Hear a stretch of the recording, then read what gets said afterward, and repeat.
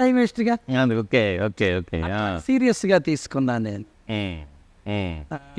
ఏం ప్రయత్నాలు చేశారు అలా తెలుసుకోవటం కోసం? అలా తెలుసుకోవటం కోసం ఏం ప్రయత్నాలు చేశానంటే, ఇప్పుడు చాలామంది రకరకాలైన వాళ్ళు వచ్చారు విశ్వాసాలు చెప్పుకుంటూ.